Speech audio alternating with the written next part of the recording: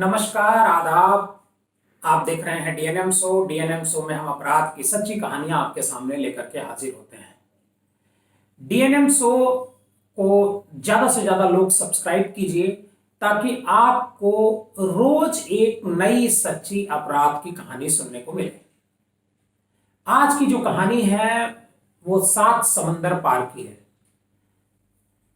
Indonesia का एक शहर है सुमात्रा। बात 25 फरवरी 2023 की है। एक होटल होता है, उस होटल में एक कपल मतलब एक लड़का और एक लड़की चेक इन करते हैं। होटल का जो रिसेप्शनिस्ट होता है वो उन्हें कमरा बुक करता है, देता है और कमरे की चाबी हैंडओवर करके दोनों कमरे में चले जाते हैं। कमरे में कुछ समय बीतने के बाद, करीब मुझे लगता है करीब 5-6 घंटे बाद, अचानक कमरे से जो लड़की होती है उसका रिसेप्शनिस्ट के पास फोन आता है। जो रिसेप्शनिस्ट होती है बाह यूनी सिरेगर, उसके पास इंटरकॉम पर फोन आता है कि उसे तत्काल एम्बुलेंस की जरूरत है और उसका जो पार्टनर है वो घायल हो गया है। रिसेप्शनिस्ट जब इस बात को सुनता है तो तुरंत इसकी खबर मैनेजर को देता है और जो ग्राउंड स्टाफ, जो सर्वर होते हैं, उनको खबर देता है। सारे लोग भाग करके इसके कमरे में जाते हैं। जब कमरे में जाते हैं तो ये लड़की वहां खड़ी होती है बेड के किनारे, और जो लड़का होता है वो लहूलुहान होता है और लड़का चीख रहा होता है, दर्द से कराह रहा होता है। इससे पहले ही रिसेप्शनिस्ट ने एम्बुलेंस को फोन कर दिया था और कुछ ही मिनटों में एम्बुलेंस वहां आ गई। एम्बुलेंस पर लड़के को बैठाया लिटाया जाता है और एम्बुलेंस लड़के को लेकर के हॉस्पिटल चली जाती है। लड़की भी उस कमरे में होती है और लड़की भी हॉस्पिटल जाती है।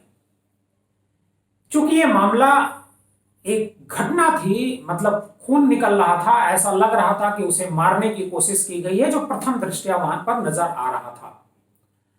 तो जो होटल का मैनेजर होता है वो पुलिस को भी फोन कर देता है। पुलिस तब तक होटल आ चुकी होती है।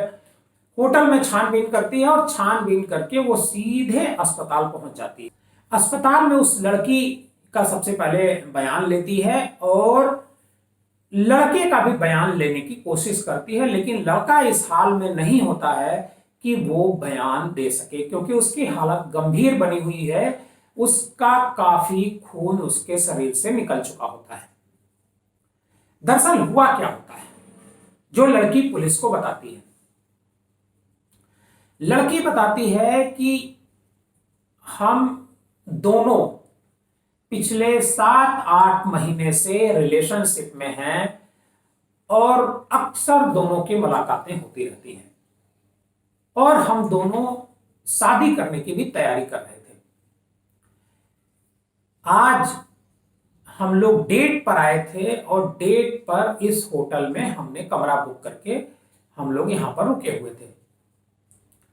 लड़की बताती है कि जो लड़का होता है वो उसके साथ सेक्स करने की कोशिश करता है और लड़की इसके लिए मना कर देती है।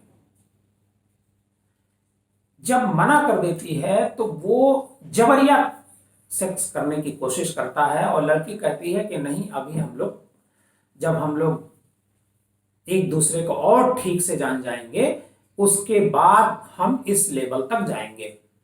लड़का इसके लिए तैयार नहीं होता है। लड़का बार बार उसे रजिस्ट करता है, उससे मतलब कहा सुनी करता है। दोनों में कहा जाता है कि खूब झगड़ा भी होटल में इस बात को लेकर के हुआ और जब झगड़ा हुआ तो लड़की ने कहा कि चलो ठीक है, पहले तुम नहा लो और फिर उसके बाद हम लोग देखते हैं। इससे पहले दोनों जो है होटल से कुछ नाश्ते का ऑर्डर दिए थे और नाश्ते का ऑर्डर आ चुका था और दोनों नाश्ता कर चुके थे। और जो प्लेट और जो कटलरी आई हुई थी वो अभी क्लियरेंस में नहीं गई थी, मतलब उसे बाहर अभी नहीं निकाला गया था। लड़का नहाने लगता है, वो पूरी तरह से निर्वस्त्र होता है, जब बाथरूम में होता है, नहा रहा होता है, और वो लड़की को इशारे से बुलाता है कि तुम भी आओ नहाने के लिए। लड़की वहां जाने को तैयार नहीं होती है। फिर दोनों के बीच हल्का सा हॉट टॉक होता है, लेकिन लड़का उसका जो हाथ पकड़ करके बाथरूम में उसको खींच लेता है। और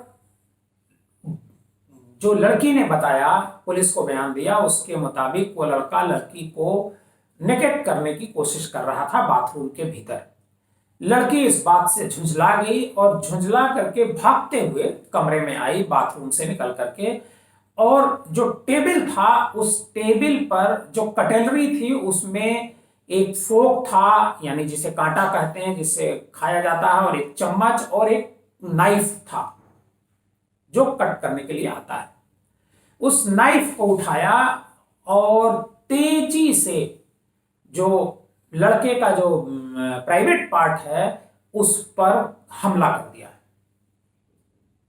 लड़का पूरी तरह से चीखा, चीखने की जोर की आवाज आई, होटल वालों ने भी सुना, लेकिन इससे पहले होटल के लोग उस कमरे में आते, लड़की ने खुद रिसेप्शनिस्ट को फोन करके बताया कि उसे तत्काल एम्बुलेंस की जरूरत है, उसका जो दोस्त है वो बुरी तरह घायल हो चुका था। अब आखिर इस लड़की ने सिर्फ इतनी ही बात थी जिसकी वजह से उसके प्राइवेट पार्ट पर हमला कर दिया, या बात कुछ और भी थी? लड़के से बातचीत होती है जब पुलिस की 1-2 दिन बाद, तो एक नई कहानी निकल करके सामने आती है। लड़का बताता है कि ये इससे पहले इसके साथ हम कई बार हम दोनों के बीच रिलेशन बन चुके हैं, और तभी हम लोगों ने यहां पर कमरा भी बुक किया था।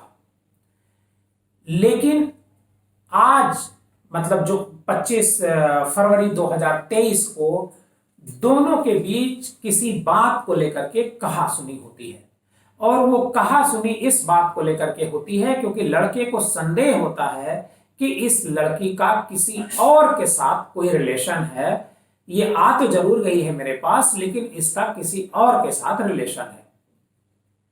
और ये जो संदेह है, इसी संदेह की वजह से जो लड़का होता है उसको डराने की कोशिश करता है लड़की को, और लड़की के कुछ आपत्तिजनक फोटोग्राफ्स और वीडियो उसी होटल में वो रिकॉर्ड कर लेता है, और रिकॉर्ड करने के बाद उसे लड़की को दिखाता है और कहता है कि अगर तुम आज मेरे साथ संबंध नहीं बनाओगी तो मैं इसे सोशल मीडिया पर वायरल कर दूंगा।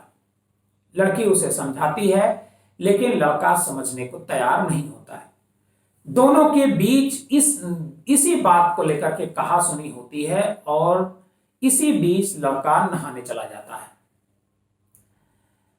और लड़का ने जो पुलिस को बयान दिया है वो कहता है कि जब वो नहा रहा था, बाथरूम का दरवाजा भीतर से लॉक नहीं था। इसी दौरान वो लड़की अचानक चाकू लेकर के बाथरूम में घुसती है और उसके जो प्राइवेट पार्ट हैं उस पर जोर से हमला करती है, और वो पूरी तरह से जख्मी हो जाता है।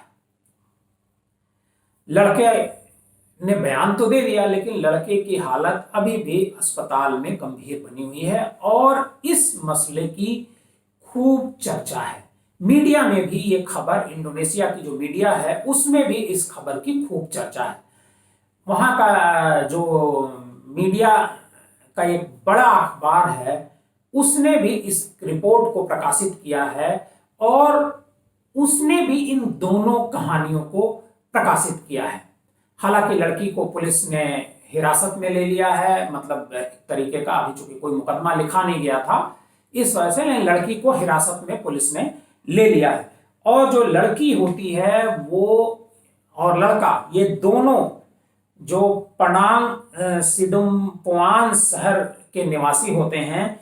ये जगह जो है नियास द्वीप है इंडोनेशिया में, उसके बगल का है। और जब ये अखबारों में खबर प्रकाशित होती है उसके बाद इसकी सोशल मीडिया पर भी खूब चर्चा होती है।